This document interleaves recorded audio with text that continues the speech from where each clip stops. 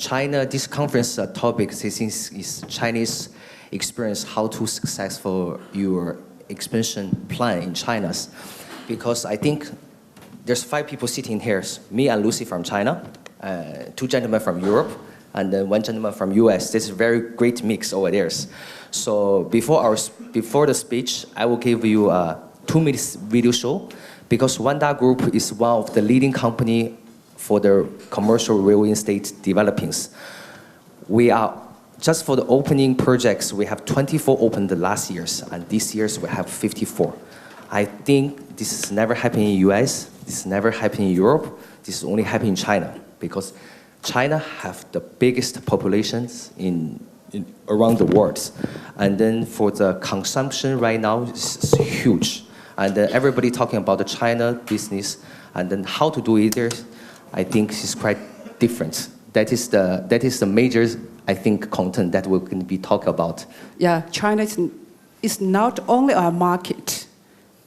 It's not a market, it's a mark, yes.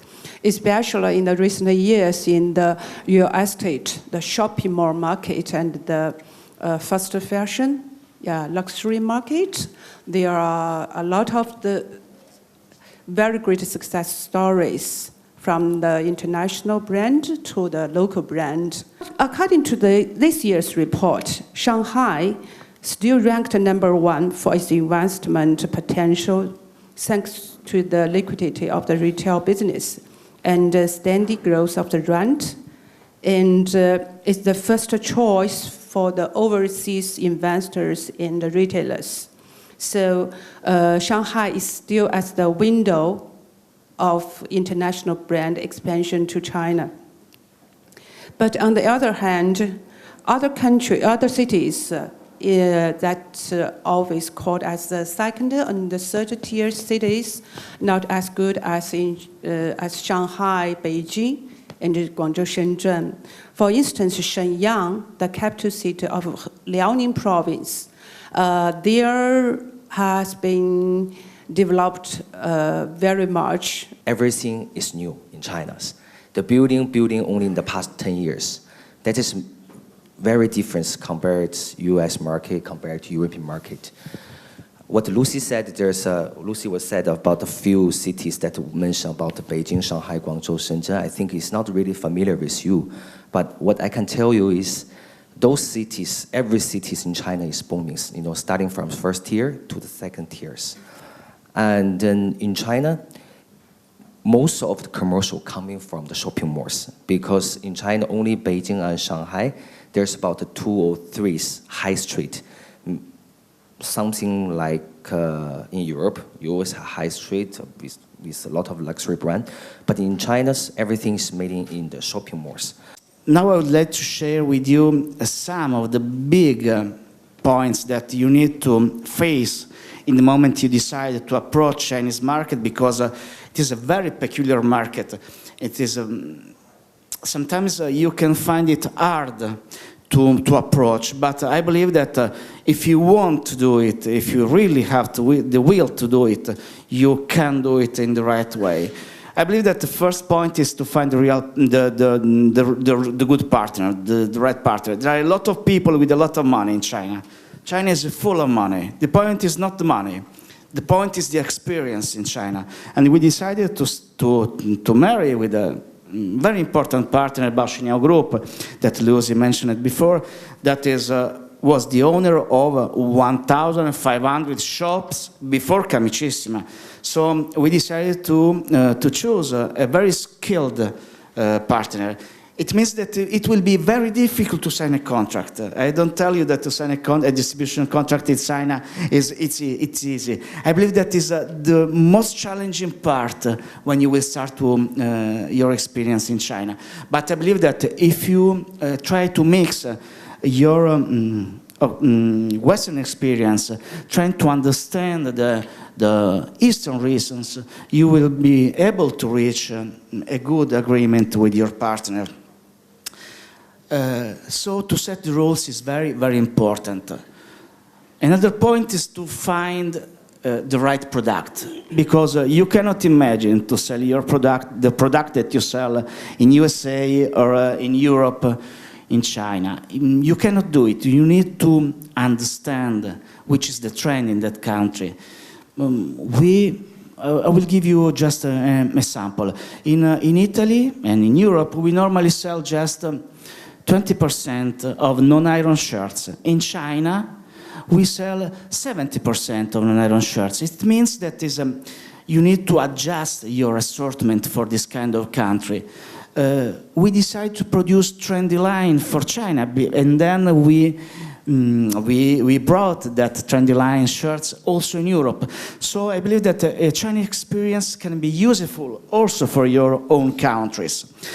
And another point very important is to strongly defend your brand in China, because as you know, one of the main issues in that country is the protection of your brand. So I really recommend you to expand your license business and your brand license in the right way in that country, because it is very easy to find somebody that after your second or third shop will try to copy your brand and to use it for their purpose.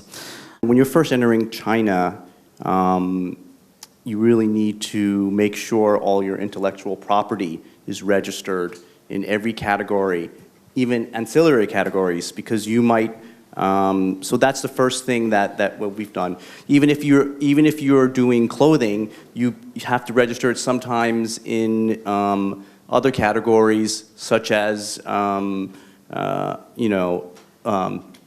nightclubs or anything, because they can use your name to do anything. I mean, I was advising someone, a friend from a brand, and they said, "Oh, you got a very upscale brand." He said, "You better make sure that you get, if your brand is well known, that you have to register in."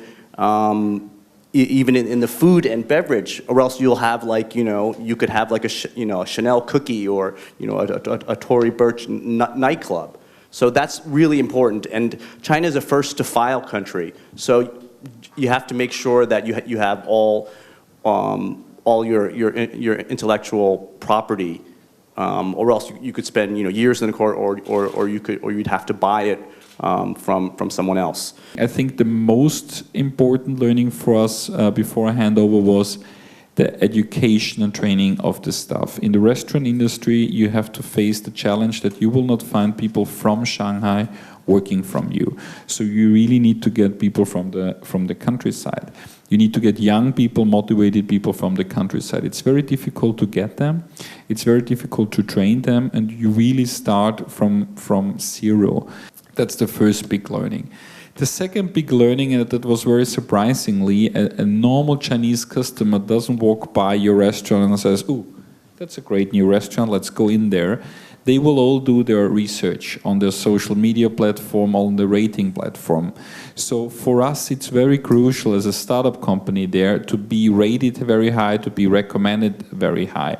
Because they all will go online, they will check if their friends have been there, how is the rating there, and they follow that. So once you don't have a good rating there, it's really negative, like drive down. If you have a good rating, and luckily we have, it's going up. And also regarding the price point, on these rating platforms, everybody's rating you for the price. So they will tell you how much they pay. So it's the best market research also, because they go in there and we want to be affordable brand, want it to be under 100 RMB. And if you sell up too much, what we like to do in Europe, to upsell, you will go up there and they will say it's too expensive and don't come anymore. Our consumers want to buy the good quality and the good price products.